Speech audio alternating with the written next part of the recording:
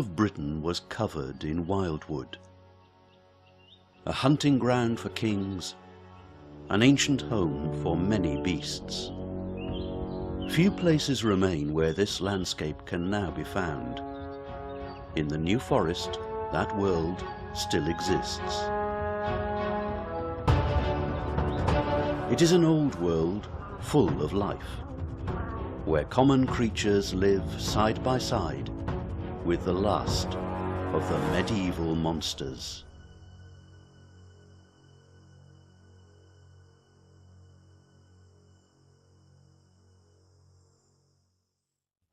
The New Forest contains many unique habitats. Here there are trees over 600 years old. For some, their time is up. But death brings new life. Beneath this fallen giant, the earth is stirring.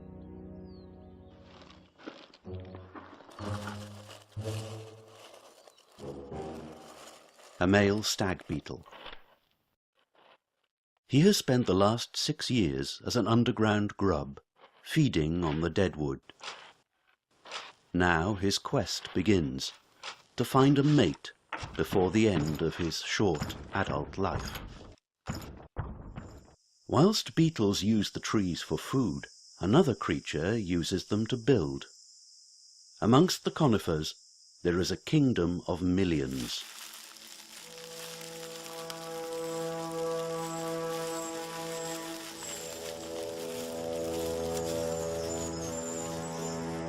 Southern wood ants. This fortress may host 100 queens, all busy producing the next generation of workers. They might seem like an easy lunch for larger predators, but the battlements are well defended. When threatened, the ants fire jets of formic acid, enough to make a robin think twice. Drama over, the ants return to business. With an army to feed, the workers are always on the lookout for dinner. Nothing is off the menu.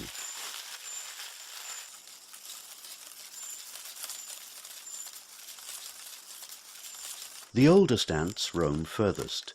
They know this terrain inside out. But this worker may have overestimated her abilities. It's a dung beetle. This Goliath is far too powerful for a single ant.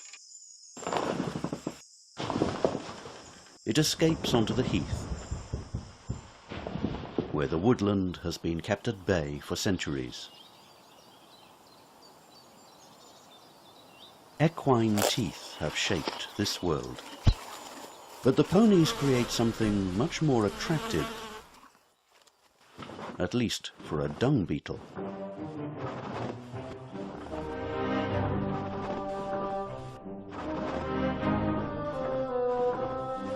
His path is filled with many obstacles.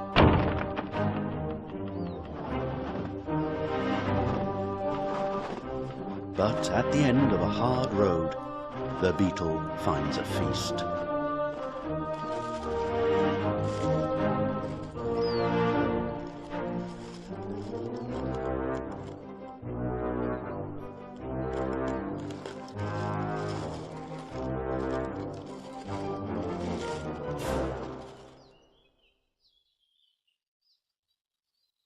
Where gorse replaces grassland, another monster stalks the heath. The tiger beetle. With excellent eyesight and massive jaws, it will pounce on anything that moves. Fierce though he is, nearby there is a place where even monsters fear to tread.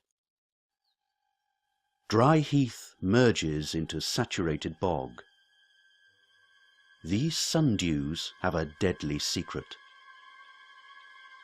Their sweet nectar is a lure and a sticky trap.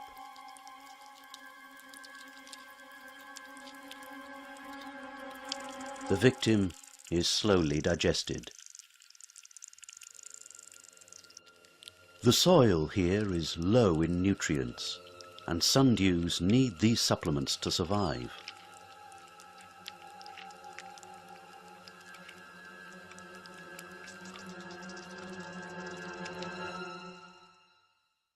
This butterfly is too big for a sundew. For him, the bog is just a feeding ground. But the reeds are also battlefields, and every stagnant pond is a dragon's lair. A keeled skimmer, ready to duel. Clashes are fast-paced and frequent.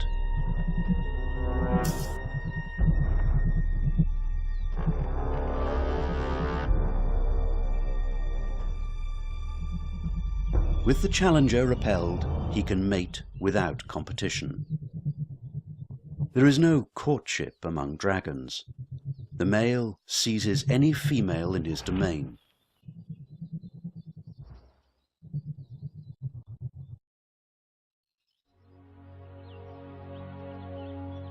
Mating is brief. Now the female lays her eggs. She flicks them underwater whilst the male guards her from above.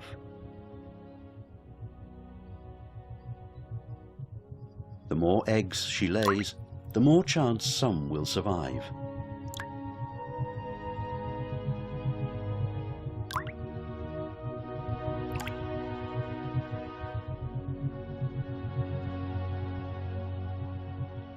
This dragon will be dead by winter.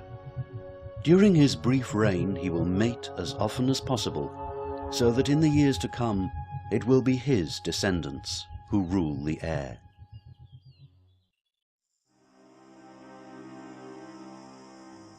Back in the woodland, the stag's quest is at an end.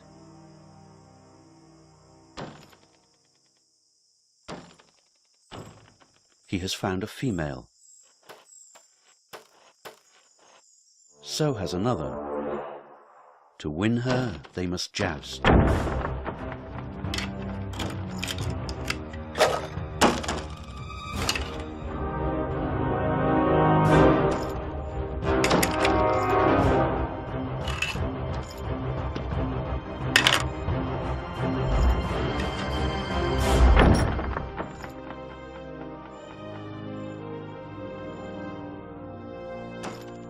The stag has proved his worth.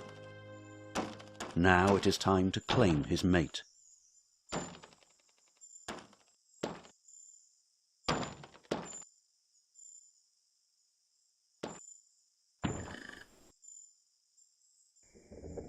This is the stag's last act.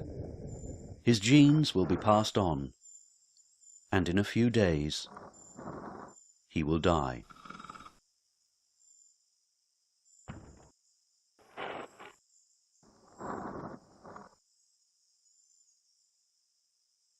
With mating over, the stag does not release his grip, but the female has good reason to break free.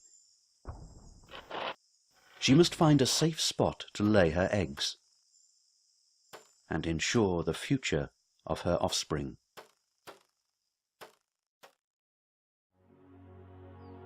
The New Forest has been unchanged for 1,000 years. Ancient life still clings to an old world. This patchwork of habitats provides a stronghold for creatures of a bygone age. The dragons, the Goliaths, the soldiers of a great army, the last of the medieval monsters.